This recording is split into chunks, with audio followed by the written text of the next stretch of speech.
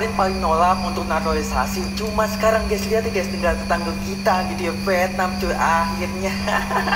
akhirnya mengikuti jejak gitu ya para tetangga-tetangganya cuy untuk menaturalisasi pemain cuy. Namanya juga langsung ganti guys, gila kalau misalkan di Vietnam memang kayak gitu guys. Kalau misalkan ingin menjadi warga negara Vietnam gitu ya, otomatis nama mereka akan ganti. Nama asalnya itu adalah Rafael Son cuy, kalau nggak salah guys, namanya Rafael Son, cuman ganti jadi Nguyen Xuan Son.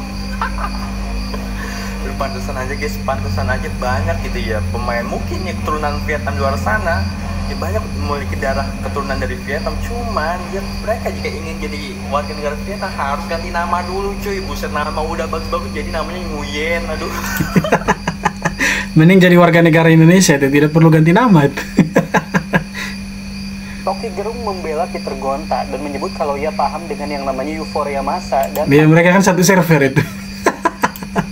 semu di atas lapangan. Menurut Rocky, para pemain naturalisasi ini tidak cukup dengan hanya lip sync atau menirukan lagu kebangsaan. Harus ada pendasaran batinnya kalau ini adalah negeri yang didasarkan pada perjuangan. Dan menurut Rocky, syarat ini hanya bisa dirasakan oleh warga negara. Nah, di sini Rocky tidak menjelas dan mengkritik siapa. Karena pemain naturalisasi juga adalah warga negara kan? Yes, betul. Kalau para pemain ini menyanyikan lagu kebangsaan tanpa empati atau keterlibatan, logika macam ini tetap tak membatalkan perjuangan mereka untuk bangsa ini. Dan kalau Rocky mau riset sedikit, Wayne Rooney sebelum dia pakai ban kapten, dia nggak pernah mau menyanyikan lagu God Save the Queen. Apa itu artinya dia tidak patriot dan dia tidak mau berjuang? Justru dia sedang berjuang. Dalam pandangan kelompok anti monarki, apa yang dilakukan Rooney adalah perlawanan terhadap euforia terhadap monarki.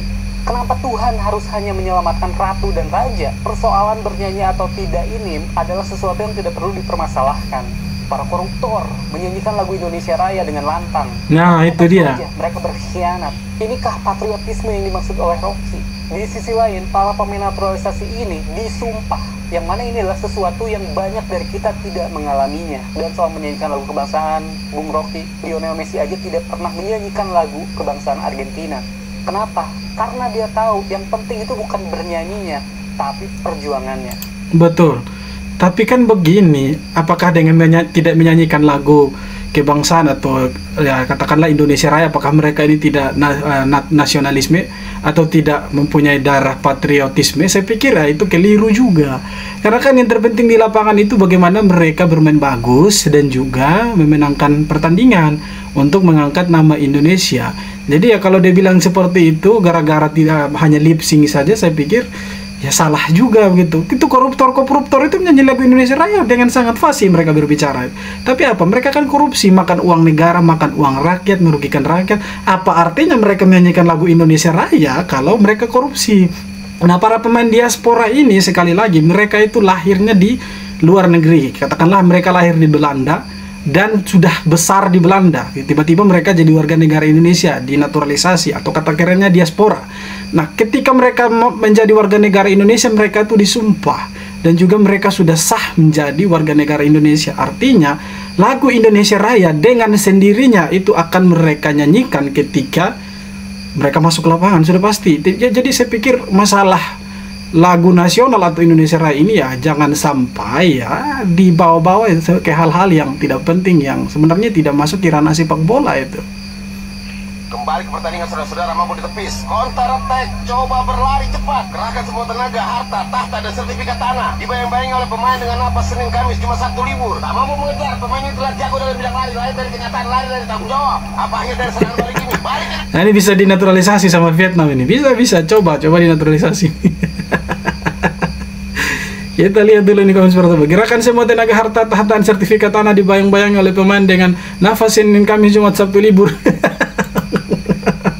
Ada pertama yang kemungkinan bakal dicoret Sinteyong buat lawan Bahrain ini. Kabar ini cukup ramai sih, soalnya kelihatan kayak Sinteyong makin memprioritaskan pemain naturalisasi. Yang jadi korban pertama itu ada Nadeo Argawinata. Dia digantiin sama Martin Paes, kiper naturalisasi yang tampil gacor banget di laga sebelumnya. Terus ada juga Muhammad Ferrari. Sebenarnya Ferrari sering banget jadi starter, tapi sejak Jordi Amat balik fit dan Maes Hilger masuk radar Sinteyong, posisi Ferrari kayaknya bakalan goyah banget nih. Yang ketiga yang paling jadi sorotan itu ada Pratama Arhan. Arhan di dipertanyakan karena menit bermain di klubnya tuh minim banget. Plus ada drama soal kehidupan pribadinya yang jadi perhatian. Terakhir ada Hoki Carakas. Sinteyong kayaknya lebih prefer Eliano Regenders kalau proses naturalisasinya beres. Walaupun Eliano biasanya gelandang, dia bisa dipakai buat posisi striker juga. Jadi ya Hoki harus terima kenyataan kalau posisi dia bisa tergeser sama pemain naturalisasi. Kalau menurut gua ini wajar aja sih, bukan karena naturalisasi atau lokalnya ya. Tapi pelatih pasti mau ambil pemain yang punya pengalaman dan kualitas top buat timnas. Nah, dengan datangnya pemain-pemain diaspora ini kesempatan mereka untuk belajar. Kalau mereka tidak mau posisi mereka itu tergantikan di timnas, maka mereka harus ya sekali lagi berlatih lebih keras dari pemain-pemain diaspora ini supaya mereka menjadi pilihan utama dari STY ini. Itu saja kuncinya sebenarnya. Inilah tahun-tahun saat PSSI dipimpin dari balik jeruji besi. Momen itu terjadi di kepemimpinan PSSI zaman Nurdin Halid. Nurdin Halid adalah ketua PSSI dari tahun 2003 sampai 2011. Dia pernah ditangkap atas beberapa kasus korupsi dan impor gula serta beras. Atas berbagai kasusnya itu, dia dipenjara beberapa kali. Namun anehnya, meski di balik jeruji besi, dirinya tetap bisa jadi ketua dan menjalankan organisasi PSSI. Waktu itu dia didesak mundur oleh Wakil Presiden Yusuf Kala. Bahkan FIFA pun juga mengancam akan menjatuhkan sanksi ke PSSI. Namun Nurdin Halid kala itu tetap bersikeras jadi ketua PSSI meski ia berada di balik jeruji besi. Itulah teman-teman, masa kelam sepak bola kita yang saya sih harap ini tidak akan terjadi atau terulang lagi di era sekarang. Karena di era sekarang ini sepak bola kita sekali lagi itu lagi dalam proses atau ya dalam posisi yang trennya positif lah. Kita posisinya ini lagi bagus-bagusnya. Jangan sampai masa-masa kelam seperti di eranya Pak Nurdin Halid, ya kan, seperti ada terjadi dualisme di periode berikutnya. Saya pikir ya, itu jangan sampai terjadi lagi, karena sepak bola kita ya lagi maju-majunya. Dan juga jangan sampai orang-orang yang sering berbicara politik tiba-tiba ikut mengomentari soal sepak bola yang sama sekali tidak substansial dengan sepak bola itu sendiri. Kita memang kelemahannya untuk saat ini loh Pak ya. Hamka Hamzah, legenda sepak bola Indonesia, menjabarkan kekurangan timnas Indonesia. Menurutnya, kekurangan tim asuhan Sintayong tersebut adalah ketika transisi menyerang. Ya. Kelemahannya untuk saat ini loh Pak ya. Transisi ke menyerang, Di mana terlihat hanya ada seorang Orat Mangun yang berjuang di depan. kita kuat bertahan. Ketika bola ke depan hanya Orat Mangun kasihan. Dan Orat Mangun punya sentuhan, skillnya, tapi temennya hilang ya. Itu yang harus mungkin Coach Sintayong. Ya, saya setuju dengan Kapten Hamka ini. Memang kita kuatnya di belakang, tidak bisa dipungkiri kita untuk lini belakang itu sangat bagus, sangat-sangat solid. Nah, cuma kendalanya kita ini betul dari transisi bertahan ke menyerang itu. Jadi ketika kita dapat bola untuk counter attack, itu nyaris hanya mengharapkan Ragnar Orat Mangun. Nah, Struijk itu sepertinya dia tipe striker penghancur. Jadi untuk target man saya pikir agak susah kita. Nah, ini kalau misalkan ada kita punya striker nomor 9 ketika kita melakukan counter attack, saya pikir ini sangat bagus sekali. Karena nyaris ketika kita melakukan counter attack itu kita hanya mengharapkan Ragnar Orat Mangun. Dan memang kita butuh sekali pemain-pemain tengah yang berkualitas, mulai dari ya gelandang bertahan sampai gelandang serang itu yang ya punya kualitas bagus lah. Kita sudah punya Tom Haye, tapi saya pikir kita masih butuh lagi seperti ya Jairo Ritwell lah. Jadi semoga ya Jairo Ritwell yang punya darah keturunan Indonesia bisa di here we go lah sama Pak Erick Thohir, dan juga datangnya Mes Hilgers, datangnya Eliano Renders. Saya pikir nanti semoga kedepannya transisi Indonesia dari mulai bertahan ke menyerang itu ya sudah bisa lebih bagus. Nah, kalau kita sebaliknya dari menyerang ke bertahan itu, saya pikir kita bagus sekali.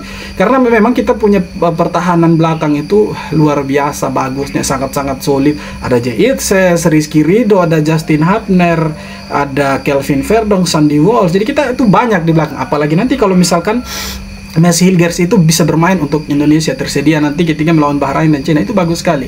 Ya, semoga PR-PR seperti ini dari Sintayong bisa evaluasi lagi, dan ya semoga dari yang seperti begini ini bisa dijadikan celah untuk kita bisa mengambil keuntungan dari transisi-transisi seperti bertahan ke menyerang ini. Jadi jangan sampai ada kecolongan lagi. Apalagi kita bermain di ronde ketiga yang lawan-lawannya itu ya, sekali lagi minta maaf, itu mereka ada di atas kita itu. Tapi ya sekali lagi kita harus optimis bahwa Indonesia harus mencuri poin dari pertandingan-pertandingan berikutnya itu.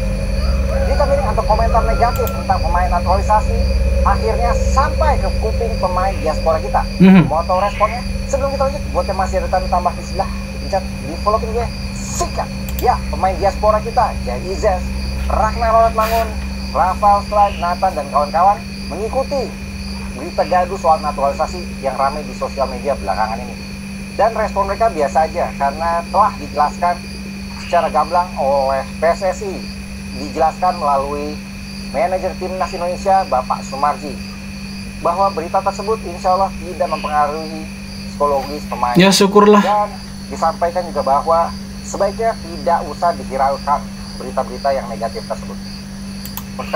Ya, betul juga sih, itu tidak mungkin tidak sampai ke telinganya para pemain diaspora ini. Tapi saya pikir mereka ya secara mental mereka kuat, mereka juga bisa berpikir dewasa. Ya di mana-mana pasti ada penolakan soal pemain-pemain keturunan, apalagi Indonesia yang notabene-nya itu penuh kontroversi kalau ada seperti ini. Jadi ya kita fokus saja bagaimana kita ya mendukung timnas supaya timnas ini bisa bermain lebih bagus lagi.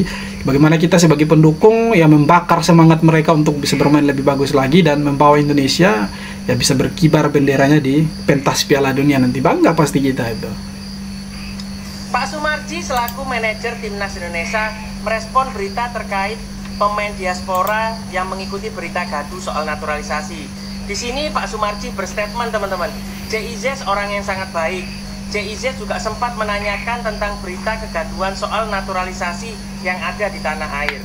Tetapi Pak Sumarji juga menjelaskan bahwa Pak Sumarji dan Ketua Umum PSSI Pak Erick Thohir juga mengingatkan bahwa agar tidak terpengaruh oleh berita-berita yang gaduh di tanah air, teman-teman.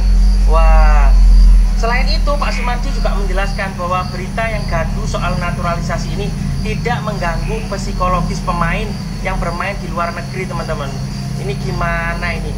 Orang-orang yang tiba-tiba muncul, bikin rusuh, bikin gaduh, yang ujung-ujungnya bikin timnas jadi menurun ya, teman-teman. Ini gimana ini orang-orang yang di tanah air malah yang niat menjerumuskan timnas Indonesia agar tidak bisa lolos Piala Dunia, teman-teman. Nanti kalau misalkan mereka bermain jelek kemudian kalah, ini mereka akan dirujak habis-habisan ini. Saya yakin sekali itu. Nah, sedangkan mereka bermain bagus saja seperti pertandingan-pertandingan sebelumnya, mereka itu sudah dibuat seperti ini. Mereka tidak dianggap lah, kemudian mereka dihujat segala macam.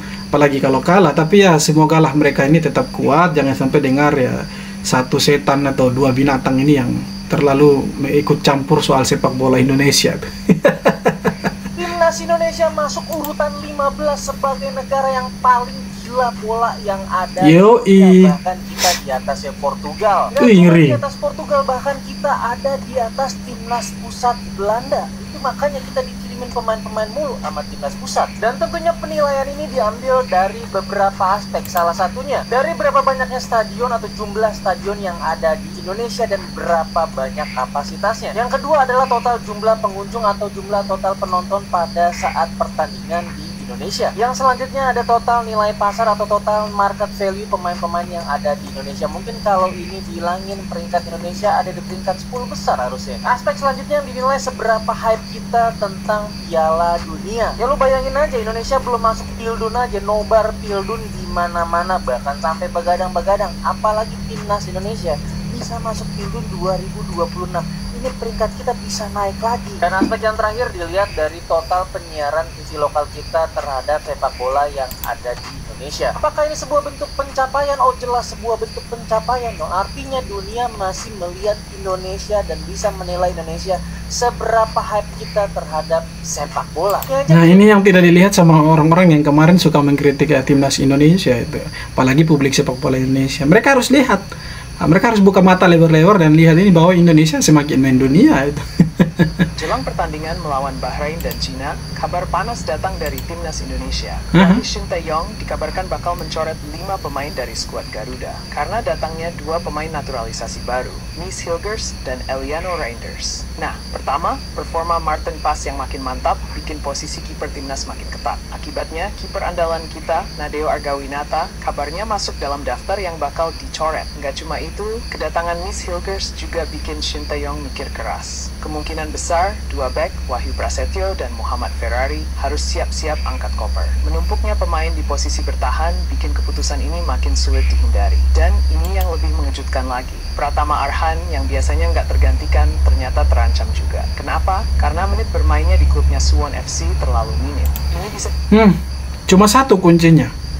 Cuma mereka latihan lebih keras dari pemain-pemain diaspora. Cuma itu. Kalau mereka bisa latihan lebih keras, kemudian mereka bisa menunjukkan yang terbaik di klub mereka, kemudian ketika dikasih kepercayaan oleh STY, mereka bisa gunakan walaupun sedikit waktunya, katakanlah 5 menit, tapi mereka bisa menunjukkan yang terbaik selama 5 menit itu.